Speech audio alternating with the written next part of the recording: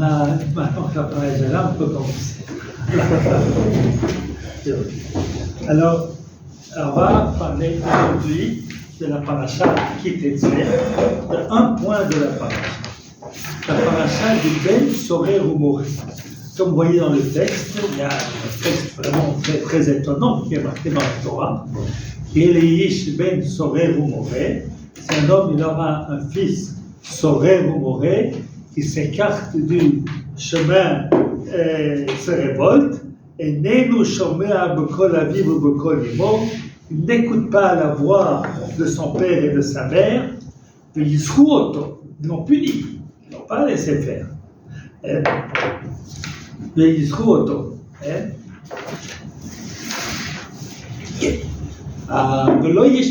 Malgré les punitions, il a reçu des coups comme il faut, il n'obéit toujours pas à ses parents. Ses parents donc le saisir, et vont l'amener au tribunal. Ils diront au juge du tribunal, ce fils-là, eh bien, il s'écarte, il se révolte. Il n'écoute pas notre voix. Zolel veut sauver. Zolel veut sauver, ça veut dire, nous explique qu'est-ce qu'il fait, il vole l'argent de ses parents pour aller s'enivrer, on dirait aujourd'hui, pour aller dans des boîtes, et puis,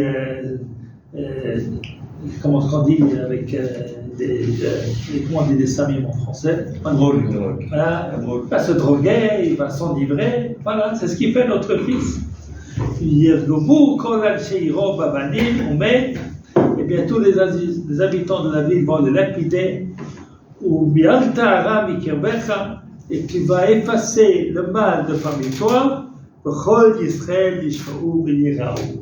Tout Israël vont entendre et vont craindre.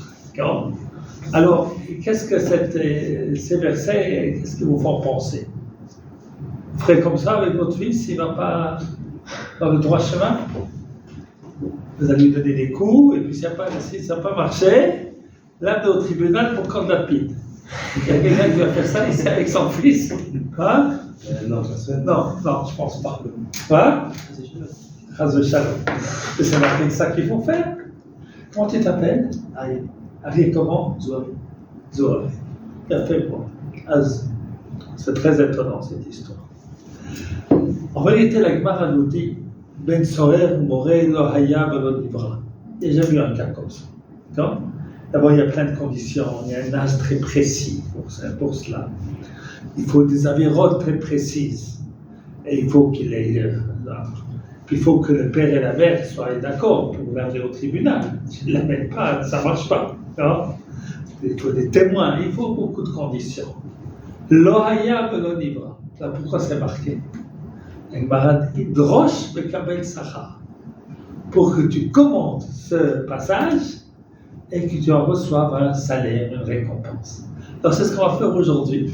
Les drosh, commenter, les kabel sachar, recevoir ainsi une récompense. Drosh bekabel sachar. Alors.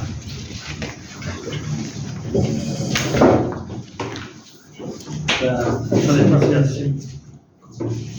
Alors, regardez à nouveau. Drosh le Kabel Sachar. Alors, qu'est-ce qu'on va faire? Alors, on va regarder les drachot de nos sages. La première drachat que l'on va voir, c'est celle de Or HaChaim HaKadosh. Vous savez qui c'est Or HaChaim HaKadosh? C'est Rabbi Chaim ben Atta. Rabbi Chaim ben Atta était un grand sage qui habitait un grand sage marocain. Je n'importe deux ici. N'importe Rabbi Chaim ben Atta et Rabbi Shimshon Raphaël. Je ne peux pas faire de jaloux. Un Marocain et un Allemand. Voilà. Alors Rabbi Chaim ben Atta a écrit deux livres très importants. Le livre le plus important, le plus lu, c'est son commentaire sur la Torah. Alors il a des commentaires très intéressants avec beaucoup de morale. Et puis aussi, il montre très souvent que ce qui est marqué dans la Gemara est en allusion dans les versets de la Torah. Ah. Alors voilà. Il a écrit un autre livre qui s'appelle. Un coup ça m'échappe, il y a une ville en Israël qui s'appelle comme ça. Voilà. Ça m'échappe. Et puis on n'utilise pas tellement. Non, parce que des temps, moi je n'ai pas fait assez de. En fait, il y a encore. Alors, parce que des temps qu'il avait dit qu'il a eu Ruach HaKodesh. Alors nous on dit que la Torah ne se trouve pas au ciel, pas Ruach HaKodesh. C'est au sage avec le Sechel qu'il doit avoir. En tout cas, son commentaire est très important. Alors qu'est-ce qu'il nous dit? Alors on va dire que le début, comment est-ce qu'il s'appelle? Yair, voilà, il y a quelques noms que je connais. Alors, Bekol Aviv ou Bekol Imo. Bekol Imo, Ta'am Shenitzkach, להזכיר אביו ולא הספיק לומר בקולו, וחוזר לאביו שמע ושמח. העיר הכתוב כי בן צוער ומורה ליולדיו יסובבו, כן היותו מורה באביו ואמו, שם הקדוש ברוך הוא בכנסת ישראל. על דרך אומרו, שמע בני מוסר אביך ואל תטוש תורת אמך. Bon, alors il pose une question. Alors, Chaim HaKadosh. Le verset dit comme ça. Qui est Ish ben sorer ou moré. Un homme aura un enfant qui s'écarte et qui se révolte. Enenu shomea bekol aviv ou bekol imo. N'écoute pas la voix de son père et de sa mère. Vous avez une question ici. Comment est-ce qu'on aurait dû écrire? Enenu shomea, parce qu'un père, un homme a un fils qui se révolte, il n'écoute pas, ce qu'on devrait dire. Maxime. L'homme actif qui, l'équipe pas qui, comment on dit? Oui. Auto. Hein? Il ne l'écoute pas. Un homme a un fils révolté et il ne l'écoute pas. Pourquoi c'est marqué et il n'écoute pas son père et sa mère? Pourquoi c'est pas marqué il ne l'écoute pas? Voilà la question du Orach Chaim HaKadosh. La réponse est très intéressante. Il dit, qui c'est qui n'écoute pas la voix de son père et de sa mère? Lorsqu'il y aura un homme qui aurait un fils qui se révolte. Il n'écoute pas. C'est qui le sujet de la phrase? C'est lui. Non. Lorsqu'un homme aura un fils qui se révolte, et il n'écoute pas. C'est le père. C'est le père. Il n'écoute pas. Voilà.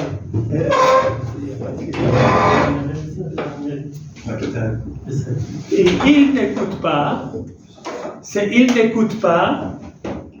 Le père. Le père. C'est le père qui n'écoute pas. Voilà le chidouche du Orach Chaim HaKadosh. Et il nous dit ici un enseignement extrêmement important. Parce que notre sujet, c'est l'éducation. Avec ce commentaire du Ben Sorer ou Moré, eh bien, on a dans le Orach Chaim HaKadosh la vision, quelque chose de très important, vous avez tous être des parents, très important pour l'éducation. Si on veut que l'éducation réussisse, qu'est-ce qu'il faut faire? Les parents, qu'est-ce qu'ils doivent être? Écoutez leur enfant. Moi? Vous avez écouté leur enfant? Ça, c'est moderne, ça. Écouter leur enfant. Non, c'est-à-dire, faut pas faire quelque chose que l'enfant n'a pas envie, il faut que vous discutez avec lui. Ça, c'est très bien ce que tu dis, c'était moderne. On va voir ça après dans le verset de Michelet. Mais c'est pas ce que nous dit l'Orach Chaim HaKadosh. Et il nous dit quelque chose de très important. Encore une fois, qui est le sujet selon l'Orach Chaim HaKadosh? Enenu shomea bekol aviv bekol imo. C'est le père. Qui c'est Aviv et Imo, selon le Zohar HaKadosh? Qu'est-ce que c'est le père et la mère? Le père c'est qui? Regardez dans le texte. C'est Kadosh Baruch Hu et Knesset Israël. Kadosh Baruch Hu et Knesset Israël. Shema beni musar avicha, va titosh Torah timecha. Écoute mon fils, ça c'est marqué dans Michelet, la morale de ton père, c'est la Kadosh Baruch Hu. Torah timecha, les minagim de Knesset Israël. Alors, enenu shomea bekol aviv bekol imo, c'est pas le pshat, hein, je suis d'accord avec vous, c'est pas le sens premier, mais c'est mais c'est quelque chose qui vient d'une certaine logique du texte, puisque la Torah nous dit il y a un homme qui aura un fils qui se révolte et il n'écoute pas. Le sujet, en français on dit le sujet, d'accord? Le sujet du verbe avec lequel on a commencé, c'était le père, c'était le ish. Alors c'est le père qui n'écoute pas son voilà. Alors vient nous enseigner ici le Rachaim Akadosh, première règle. Si tu veux que tes enfants ils aillent dans le chemin de la Torah, qu'est-ce que tu dois faire toi-même? Tu dois toi-même être un exemple. Ça c'est le premier principe. Alors il va un petit peu plus loin, le Rachaim Akadosh, et qui va aller à l'encontre de ce qu'a dit Gabriel tout à l'heure, mais on verra que ce qu'a dit Gabriel tout à l'heure, il y a beaucoup de commentateurs qui l'ont dit. Alors, qui le fit chez Yoldav, choschim shifto mibnehem, umanichim otam lasot hatov hayashar beinehem. Alors, quel était le problème des parents? Dit Or HaChaim Akadosh, choschim shiftam. Ça veut dire quoi, choschim shiftam? Il y a des hébraïsants ici. C'est la sorcheret. Ils tiennent le bâton. Hein? Voilà, ils n'ont pas donné le bâton. Il n'a pas frappé ses enfants. C'est pas moderne, ça. C'est pas moderne. Chosek shifto sonne beno, a dit Michelet. Celui qui ne donne pas le bâton à son fils, eh bien, il l'haït. Alors on nous dit, enenu shomea bekol aviv ou bekol imo. Les enfants font des bêtises, ils ne faisaient pas Shabbat, ils ne mangeaient pas kasher, il n'a pas frappé. Pas grave. Alors qu'est-ce qu'ils ont fait les enfants ensuite? Quand tu ne respectes pas Dieu, nous on ne te respecte pas non plus. Ça c'est l'explication de Rachaim Akadosh. Alors je ne veux pas dire moi qu'il faut frapper quelqu'un qui ne va pas faire Shabbat, mais je veux dire qu'il y a un enseignement très très très important. Qu'on ne peut pas éduquer ses enfants à l'amour de la Torah et des mitzvot, si toi tu t'en fous. C'est très important. Voilà. Tu veux que tes enfants ils étudient la Torah, eh bien il faut aussi que toi tu aies un chiot. Alors, mon fils, pourquoi tu n'étudies pas bien à l'école? Pourquoi tu te sauves des cours de Chumash? Toi, papa, tu vas au cours de Chumash? Le rabbin de la communauté fait un cours, tu y vas? Non, ça ne marche pas. Alors, il y a une histoire à raconter là-dessus. Je crois que c'est une histoire vraie. Et si elle ne l'est pas, elle peut être vraie. C'est deux voisins. Un qui était un rabbin, un rave, et l'autre, un juif pachout, employé de banque, Banque Leumile Israël. Il travaille là-bas et caissier à la banque. Deux juifs. Ils ont tous les deux des enfants. Et puis, ils vont à la même école, l'école du quartier. Et qu'est-ce qui se passe? Le fils du rabbin, un sauvage. Le père, chaque fois qu'il vient à la machin, il reçoit des mots. Le fils s'est mal conduit, il a gardé sur la table, il m'a interrompu, etc. Le fils du voisin, il est un faux modèle. Alors, à un moment après, il en a 2-3 ans, c'est comme ça, toujours comme ça. Le père, le rave, il va voir son rave à lui, le rabbi. Et il va lui demander comment ça se fait.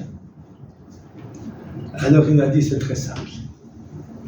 Mon voisin, lorsqu'il rapporte un devoir Torah du maître de son école, ouais, bien, si un jour il a reçu une remarque, qu'il s'est mal conduit, tu me fais honte mon fils, hein?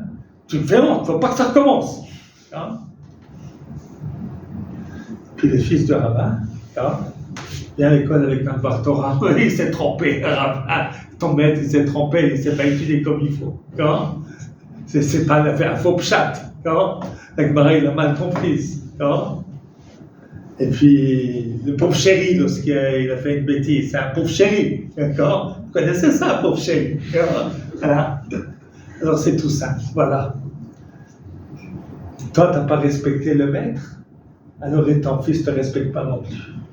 Lui, il a respecté le maître, son fils la respecte. Bon. Alors ça, c'est un enseignement très important. C'est sûr que le commentaire d'Or HaChaim Akadosh n'est pas le pshat du verset. Ça, c'est certain. Ce n'est pas le sens littéral du verset. Mais son enseignement est un enseignement extrêmement important, mais il ne faut pas le prendre à la lettre, comme on va le voir avec les autres commentateurs. Alors, maintenant qu'on a vu le commentaire de Rabbi Chaim Banatta, alors en fait, il a aussi fait son allié en Israël, Rabbi Chaim Banatta, comme vous tous. Alors,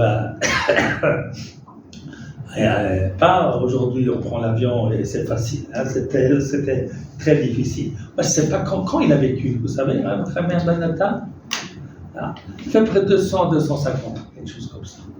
Et maintenant on va parler d'un autre rave, aussi très important, mais dans un endroit complètement différent, en Allemagne. Rabbi Shimshon Raphaël Hirsch. Là il faut que je vous dise quelques mots de cet homme, parce que c'est un rabbin extraordinaire. Pourquoi c'est un rabbin extraordinaire? Parce qu'il est vécu en Allemagne au moment où les courants de réforme, vous savez ce que c'est la réforme?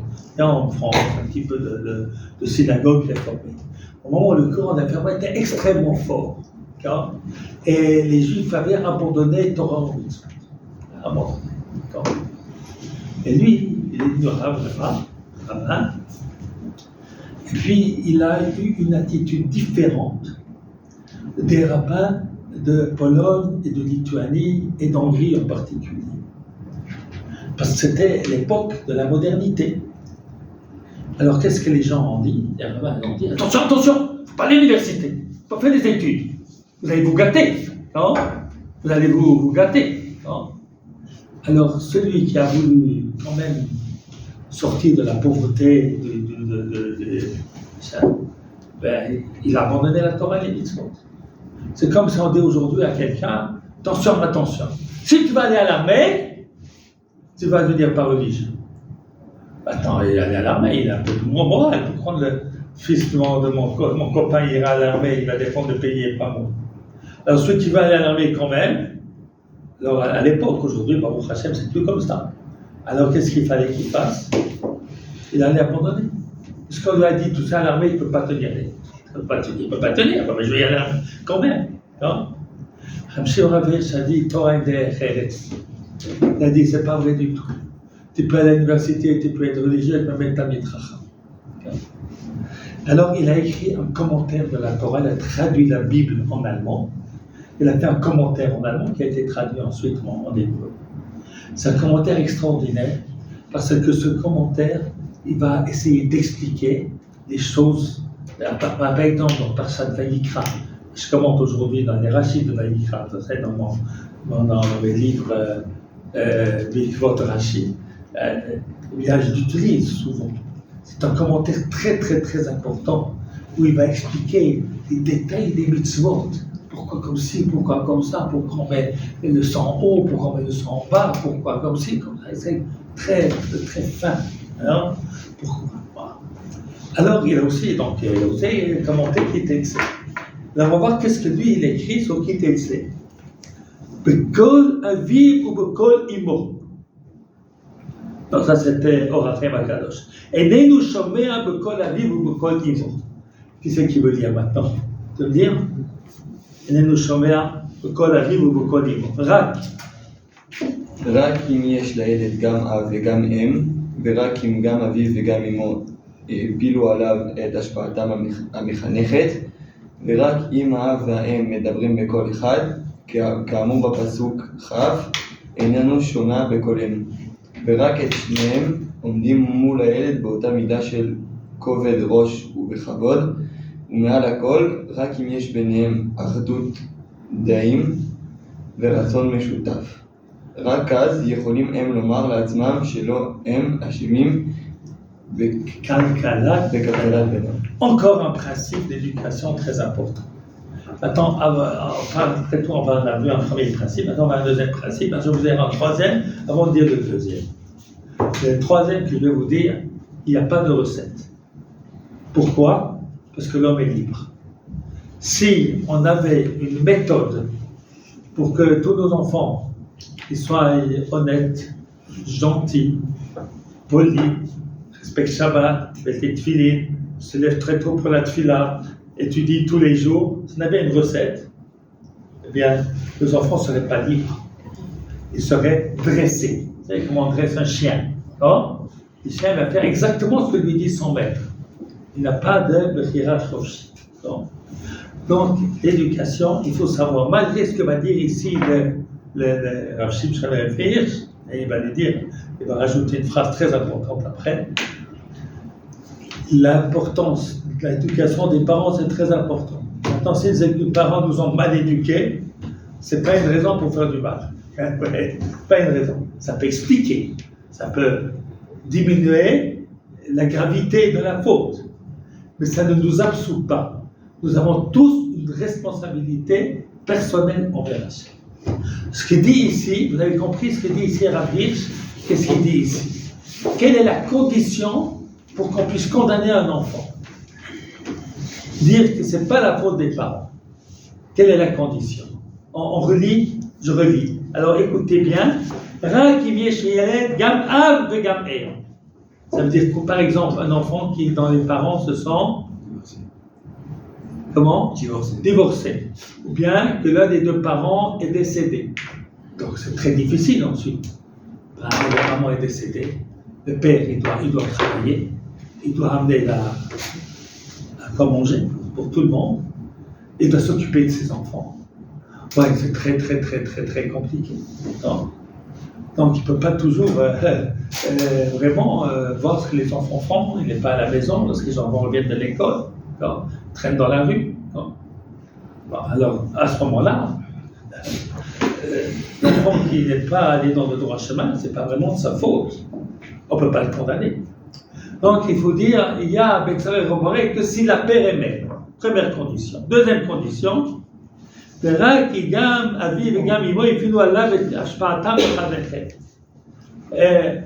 à la condition, deuxième condition, que les parents, qu'est-ce qu'ils ont fait? Ils ont éduqué l'enfant, ils n'ont pas éduqué. Ils l'ont éduqué. Hein? Et nous sommes à Bekolé, nous n'écoutons pas notre voix. Mais c'est qu'ils l'ont parlé, ils l'ont expliqué. Il y a des choses qu'on ne fait pas. Hein? Vous savez que les parents et les enfants, vous savez, ils savent jouer peut-être avec les parents. Là, la maman dit non, à 10h, c'est fini. Non.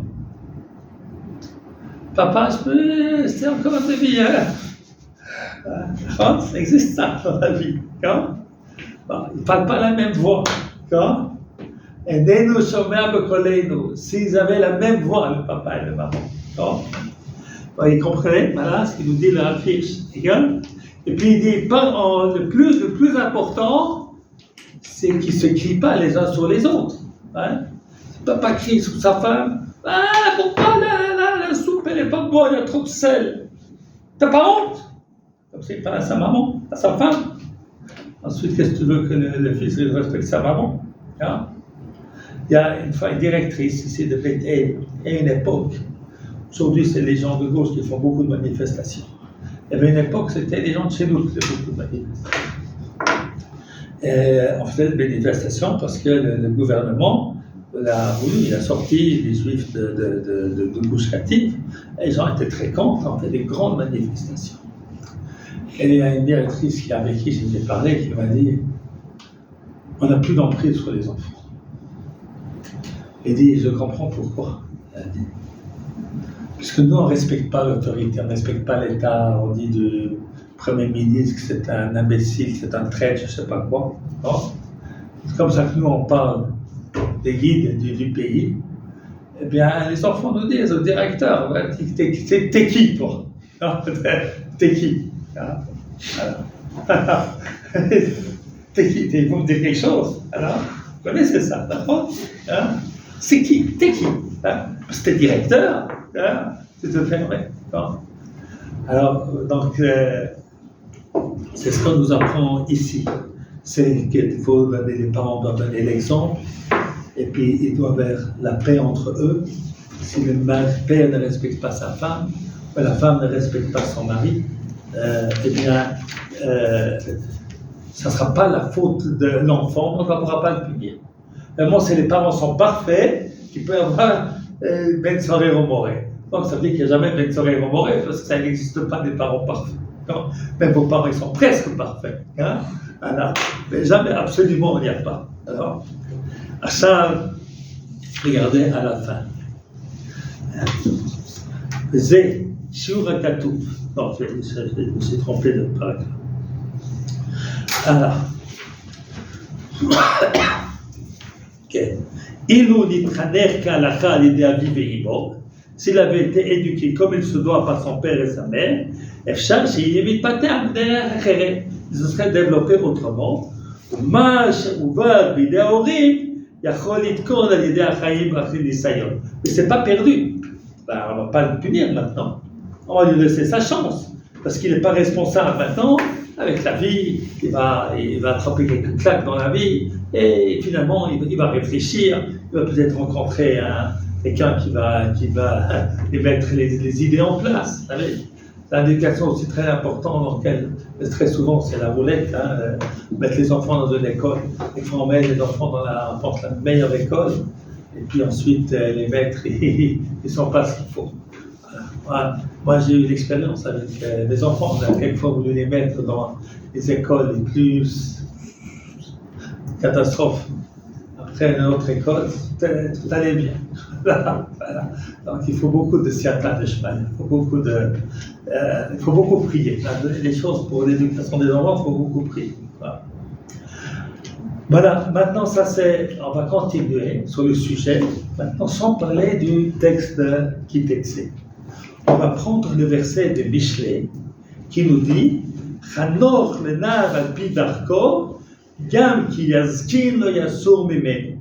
Éduque le jeune homme, l'adolescent, selon sa voie, ainsi, lorsqu'il deviendra âgé, il ne s'écartera pas. Qu'est-ce que ça veut dire Chanor lenar al pi darko? Comment vous comprenez? Alors, Gabriel, tu avais dit avant quelque chose. Ouais, non, c'est. Faut voir par rapport à ses envies à lui, il s'adapte. Il faut s'adapter. Ouais, exactement. Voilà. Il faut s'adapter. Le contraire de ce qu'on a vu avant, Raphaël Makadosh, a dit non, il faut comprendre l'enfant. Alors, maintenant, on va lire Rashi, parce que c'est comme ça que tout le monde comprend ce verset. On va voir si Rashi a compris comme ça. Alors, compris comme ça.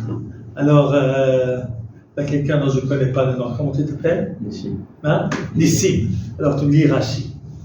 Chanor Lenar.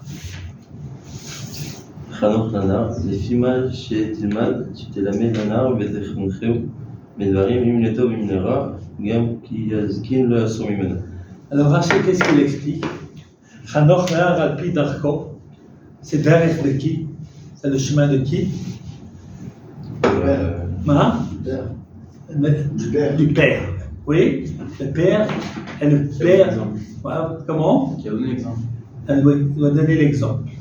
Chanoch Nahar al pi darko, éduque le jeune homme dans le chemin de la Torah. Et puis, si tu l'indiques dans le chemin de la Torah, lorsqu'il sera âgé, il ne quittera pas. Et si l'ara, tu ne l'as pas éduqué dans le bon chemin, bien, il y a bien des chances que lorsqu'il va devenir âgé, il va continuer ce mauvais comportement.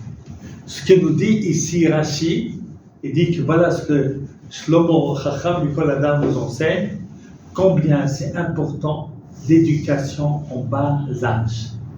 Parce que j'étais jeune père, j'ai eu à la maison, j'ai acheté une fois un livre, dans le titre c'était Tout se joue avant 5 ans.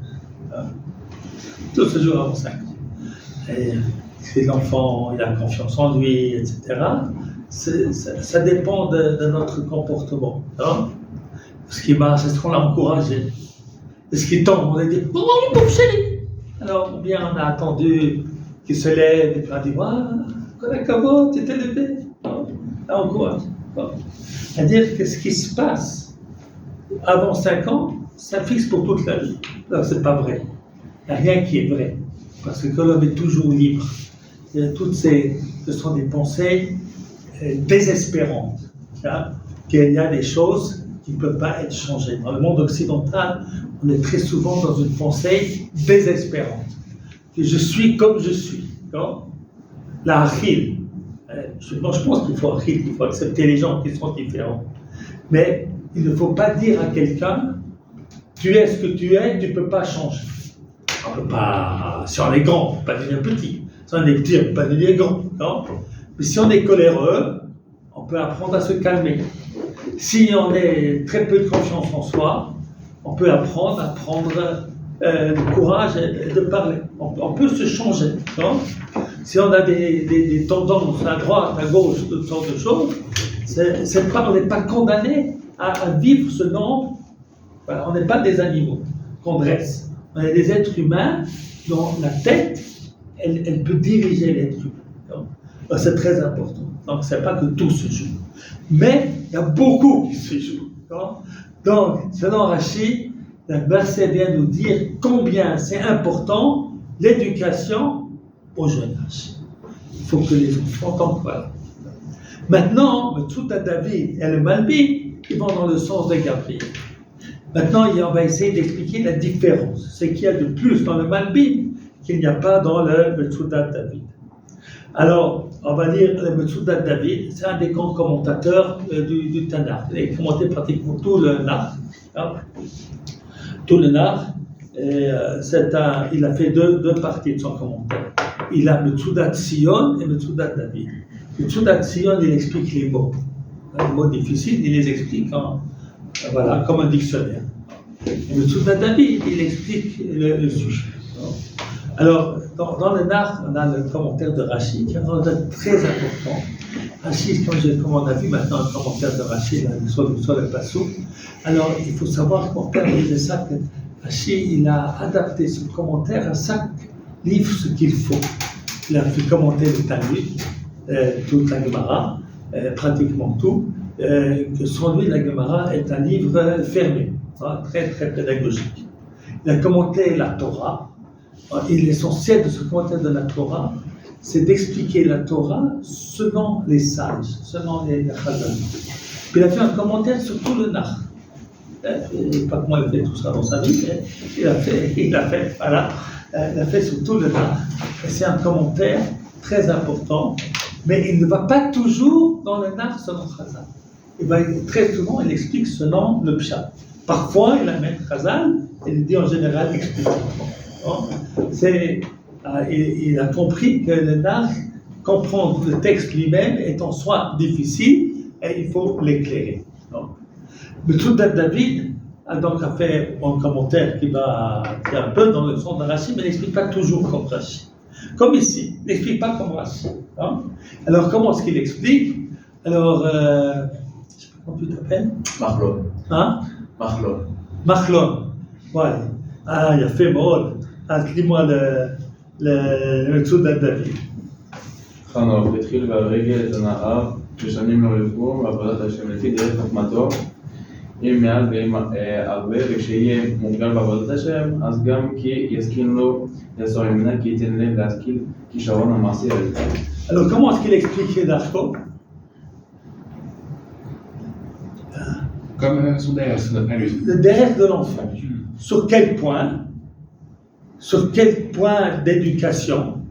sur le... Avodat Hashem. Sur le mettre dans une yeshiva tichonique, le mettre dans un tichon dati, le mettre dans une yeshiva ktana. Il y a beaucoup de kodesh, il y a un petit peu de kodesh, il y a moyen kodesh. Qu'est-ce qui convient à cet enfant? Combien de Torah est-ce qu'on peut lui donner? Parce que si on veut donner trop, qu'est-ce qui se passe avec l'enfant? Il vomit. Il déteste. Vous avez entendu parler des copains parfois qui détestent la Gemara. Vous avez connu des gens comme ça? Oui, j'ai connu des gens comme ça. Peut-être même ici des gens comme ça. On ne peut pas aimer la Gemara. Parce qu'on vient dans une yeshiva, on fait ça autrement. Parce qu'on a voulu. Je vois ça avec les petits enfants, comme ça. Quelquefois, ce qu'on donne trop, on veut donner trop. Voilà. Moi, j'ai toujours fait confiance aux écoles du monde. J'ai mis, de ce que j'ai pas mis, je me suis au-dessus des doigts. Ils font du très bon travail. L'État, il y a aussi une surveillance, il y a machin. On peut donner des choses en plus. qui sont volontaires, qui ne sont pas dans le cadre obligatoire. Alors, il y a l'école à Bethel, l'école c'est toute l'année, sauf Erev Shabbat, on t'arrête plus tôt, et Tisha B'Av et Yom Kippour. C'est très difficile pour les enfants. Alors, on dit que c'est comme ça que c'est marqué dans la halakha, tous les jours, la mevatli. Est-ce que c'est. Moi, je ne crois pas à ça. Je ne crois pas. Je crois que c'est dangereux. Alors, maintenant, les parents, jeunes parents, ils pensent que leur enfant, on va le mettre dans un endroit comme ça, il va sortir à Ovadia Yosef. Ah, ça ne marche pas comme ça. Ovadia Yosef, il y a Ovadia Yosef. N'importe où tu l'auras mis, il serait devenu Ovadia Yosef. Alors, donc, nous explique ici le Malbi, le Metzudat David, il faut donner une quantité de Torah, d'Avodat Hashem, qui conviennent à ce que cet enfant peut absorber. Maintenant, on va voir le Malbi. Commentaire très important, le Malbi. Le Malbi, il a comme principe une grande différence avec le Metzudat David. Dans le Nar, très souvent, vous avez des répétitions avec des mots différents. Alors, Metzudat David explique Chazar al-Advarim minim shonot. C'est pas une nouvelle idée. C'est simplement, on veut appuyer les choses. Vous savez, comme un bon professeur, il ne dit pas la chose une seule fois. Non? Il dit la même chose sur de plusieurs manières pour que ça entre. Et le mal dit non. Il n'y a pas un mot en trop. Et chaque petit morceau va nous enseigner quelque chose. Non? Alors voilà, donc c'est un commentaire long. Il y a aussi un commentaire sur la Torah, sur les Sifra, Sifrim, le Filta, etc. Voilà. Alors, qu'est-ce qu'il dit ici? Chanoch nar alpi darko. Alors, c'est qui va nous expliquer ça? Tu veux nous lire ça, le Malbim? Ok. חנך לנער על פי דרכו מצווה דברים א' שיחנכו את הנער מצווה שני דברים, כן? שיחנכו את הנער והוא שירגילנו מנעוריו אל השלמות, אם בדעות, אם במעשית, אם במידות, כהרגל שיורגל בנעוריו, יעשו בו חיקוי עצום ורושם שמור בנפש, לא יסור גם לעת זקנה. לא כן החינוך שהתחנך בגדולתו, אין החיקוי קבוע בנפש וימוש ממנו לעת זקנתו. Ça, c'est la première partie, c'est comme Rashi. La première partie, c'est comme Rashi. L'important d'éduquer jeune, ça donne une empreinte qui va rester. La deuxième partie, c'est comme le Metzudat David, mais avec un point en plus. Alors continue. Comment tu t'appelles? Tu dis très très bien. Binyamin. Binyamin. Ok.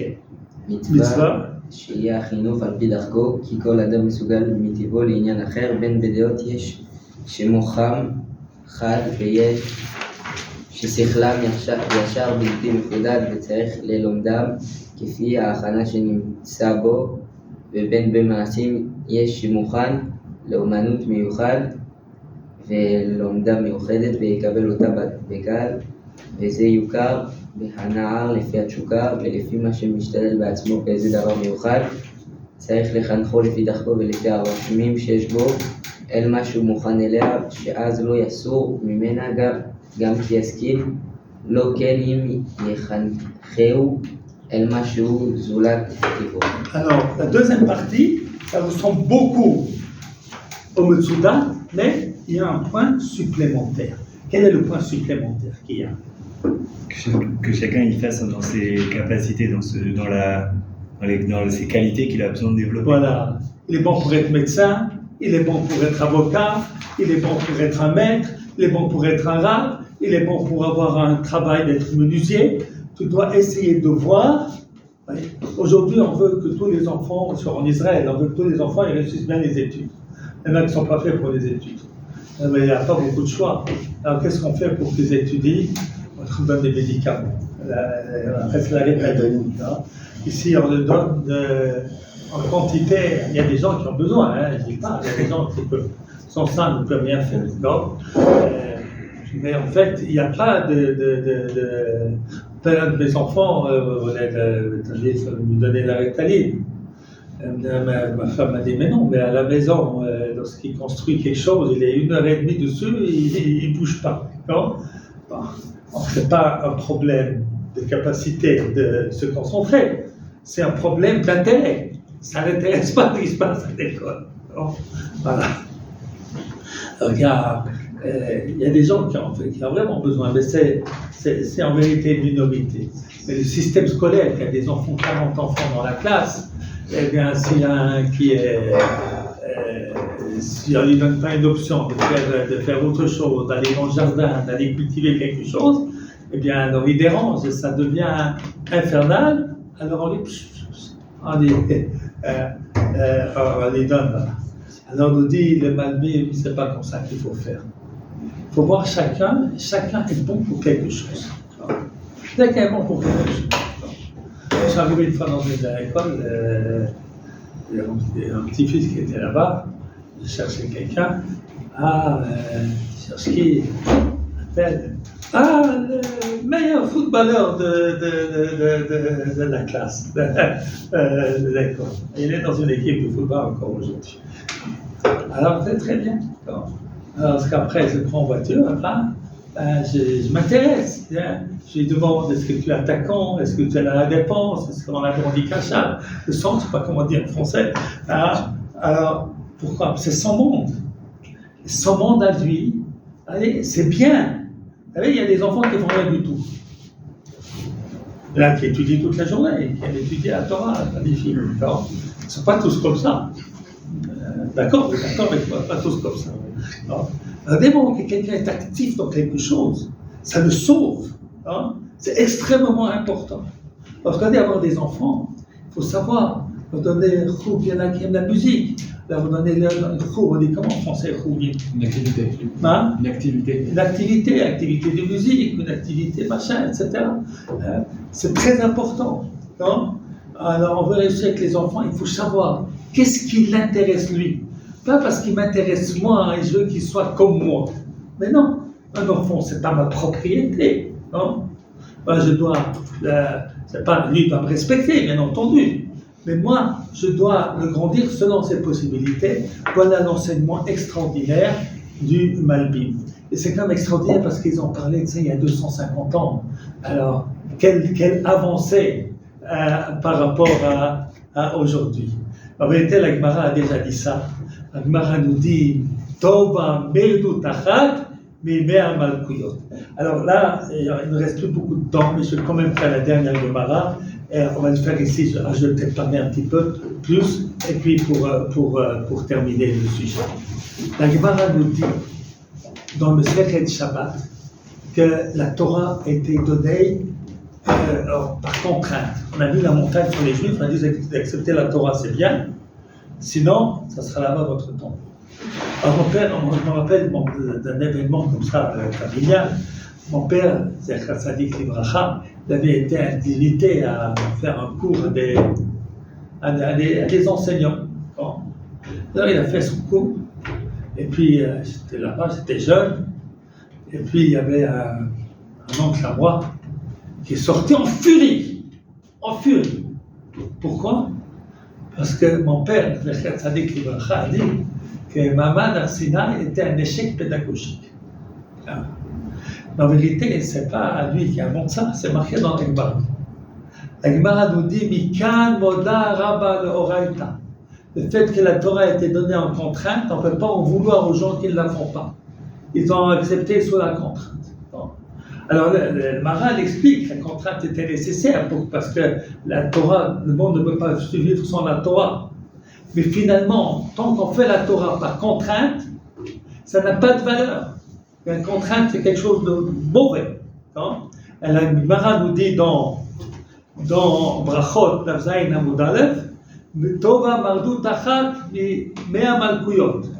Que l'homme comprenne, ça veut mieux que son coup de bâton. À dire, et là je vais expliquer, de faire une différence dans l'éducation. Vous allez voir, vous les enfants, Bezrat Hashem, donc quoi il faut utiliser le verset Chosek Shifto Sodeh Beno, celui qui n'est pas exigeant envers ses enfants, c'est comme si naïf, et puis qu'il faut laisser la liberté. Bien, il faut faire une différence entre deux éducations. Il y a l'éducation pour les valeurs de base. Parler avec respect à son papa, à sa maman, être honnête, ne pas aller voler dans la macolette, dans le machin, mettre quelque chose dans la poche, un chocolat dans la poche, et ne pas le payer, etc., etc. Ça, c'est les choses de base. Hein, que l'enfant ne frappe pas son petit frère, qu'il ne soit pas violent. Ça, on ne doit pas laisser, en aucune manière. Hein. On nous dit à propos du Shofet Eli, dans les enfants qui travaillaient au Beth Amikdash, eh bien, ils utilisaient leur travail au Beth Amikdash pour s'enrichir, pour prendre la viande. Avant, on ne va pas rentrer dans les détails. Et la Torah nous dit, Velo ad savo, son père n'aura pas fait de la morale, il a laissé faire, il ne les a pas renvoyés. Tu te conduis comme ça, tu ne travailles plus au Beth Amikdash, c'est fini. Non. Ça, c'est tout ce qui est les notions de base universelles, qu'on soit juif ou pas, qu'on soit religieux ou pas. Il y a des choses de base, et pour tout le monde. Puis il y a ce qui est Kedushat Israël, sainteté d'Israël, c'est Shabbat, c'est la Kashrut. Il y a des sniout qui est différente de celle qu'on demande au monde entier. Ça, c'est Kedushat Israël, la sainteté d'Israël. La Kedushat Israël, ça ne va pas par contrainte. Mitzvot, Chichot, Kavana. Les mitzvot, si tu mets les tefilines, parce que si tu ne les mets pas, tu vas te faire envoyer de l'école, c'est comme si tu n'as pas mis les tefilines. Hein? Mitzvot, Chichot, Kavana. Les choses, si on fait les choses. Voilà. Alors ça, c'est ce que je voulais expliquer à la fin des chiours. Cette distinction, là où il faut utiliser. Moi, c'est comme ça que j'ai fait avec les enfants. C'est toujours cette distinction-là. Non? Pas laisser les enfants parler mal à leur maman. Non, pas laisser. Il ne faut pas laisser. Hein? Vous savez, c'est très fréquent aujourd'hui. Hein? On parle n'importe comment, quelquefois. Hein? À mes enfants avec qui j'ai eu la difficulté, après ça s'est arrangé. Maintenant, elle est devenue super religieuse, plus que moi. Elle avait à l'époque, parce qu'elle était adolescent, c'était très très difficile. Alors, alors moi je voulais quand même aller acheter des vêtements. Alors je voulais les vêtements les plus... Flashy. Quoi? De couleur. Oui, enfin... Bon, je ne voulais pas demander qu'ils se mettent avec vous êtes habillés, si bien, etc. C'est quelque chose un petit peu... très souffle. Je me rappelle, il y a eu le vendeur du magasin qui dit à mon fils, mais c'est ton papa, c'est ton papa. Alors, au Hachem, ça s'est arrangé. D'ailleurs, je vais vous dire pour le mérite de qui ça s'est arrangé. Bon, c'est un enfant qui avait des difficultés scolaires. Et peut-être qu'on a fait la faute à lui de ne pas donner la contre la rétaline de manière absolue. Et quelquefois, il ne faut jamais être absolu dans rien du tout. Quand difficultés scolaires. L'enfant qui a une difficulté scolaire, eh bien finalement, il cherche. Eh bien, la chose, vous savez à qui il a fait? Je vais raconter ça. Vous avez entendu parler de Rav Yitzhak?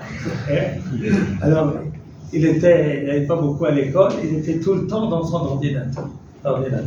Il devait acheter lui-même, il se débrouille. Et puis il est tombé sur Rav Yitzhak. Il écoute Rav Yitzhak, il a une très bonne amour, cet enfant. La femme a compris ça déjà parce qu'il était à l'école, qu'il savait répéter les choses, mais qu'il ne comprenait pas vraiment. Et les autres maîtres étaient extraordinaires. Ce n'était pas extraordinaire, il avait une difficulté de compréhension. Alors il a écouté, puis il a fait le choix, grâce à Rav Yitzhak.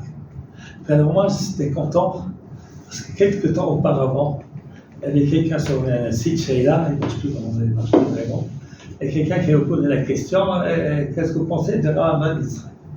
Et le Rav qui a répondu contre.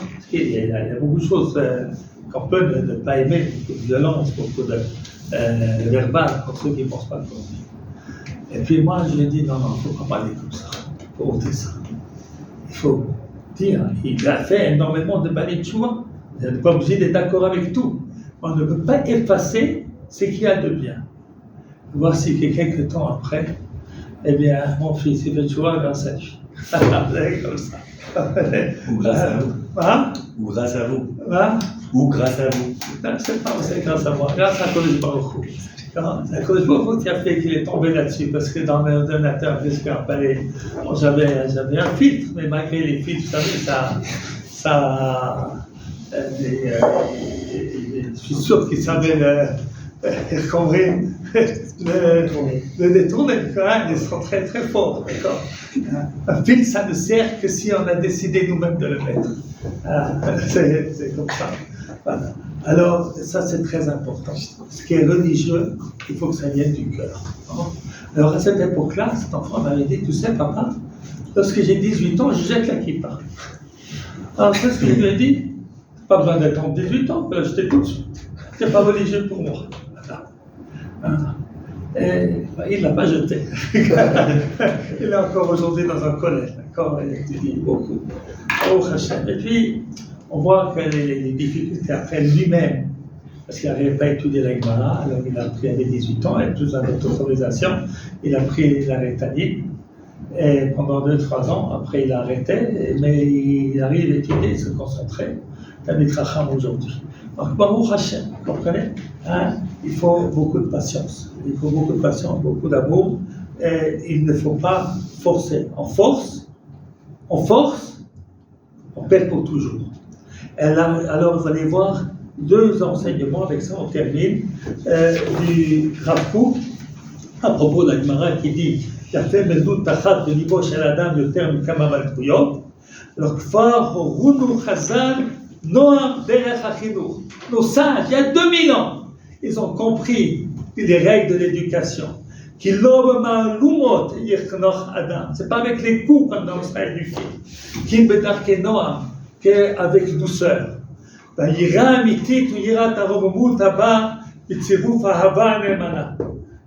qui est vraiment important, c'est la crainte respectueuse qui vient avec l'amour.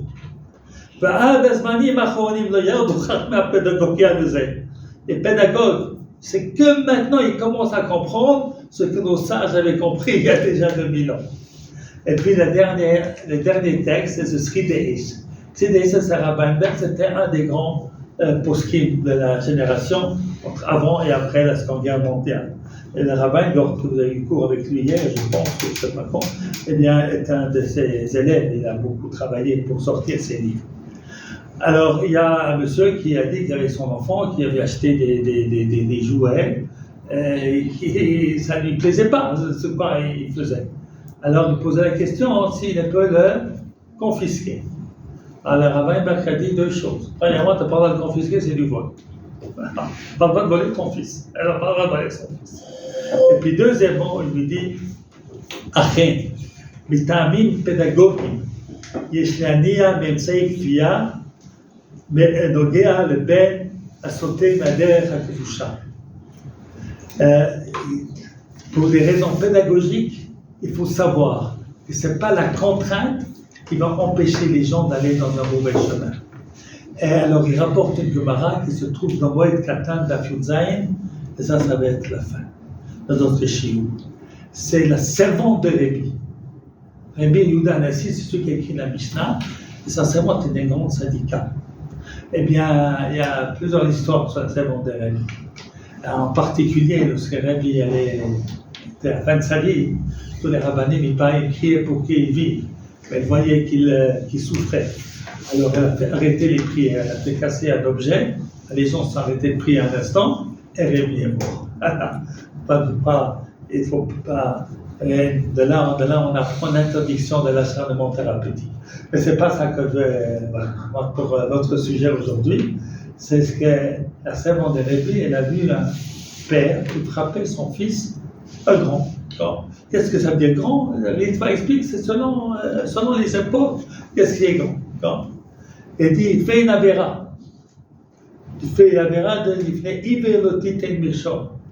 Tu donnes quoi à ton fils? C'est ce qu'il va faire le fils, il va rendre à son père. Hein? Il va rendre à son père. Et par conséquent, tu vas faire une grande aberration. Tu vas amener ton fils à la faute. C'est-à-dire, lorsqu'on utilise la contrainte pour des choses religieuses, quel est le résultat? Le résultat, c'est que les gens ne vont pas faire la religion. Juste le résultat contraire. Non? Et c'est pour ça qu'il ne faut pas utiliser cela. C'est un issour, d'après cette Gemara, d'utiliser la contrainte pour des choses religieuses. Les choses religieuses, c'est avec l'amour. Les choses religieuses, c'est avec l'exemple. Les choses religieuses, c'est avec en cherchant des maîtres qui soient compétents, qui peuvent donner une jolie Torah, une belle Torah aux enfants qui vont l'aimer. L'aimer. Donc, vous cherchez une école pour vos enfants, pas seulement chercher l'école. Combien de pages de Gemara on fait par semaine là-bas? Combien de gens on apprend par cœur? Il faut savoir l'endroit où le climat est un climat sain, S-A-I-N, où les enfants grandissent dans la joie. Parce qu'on grandit dans la joie, on aime la Torah, on ne l'abandonne jamais. Voilà pour aujourd'hui.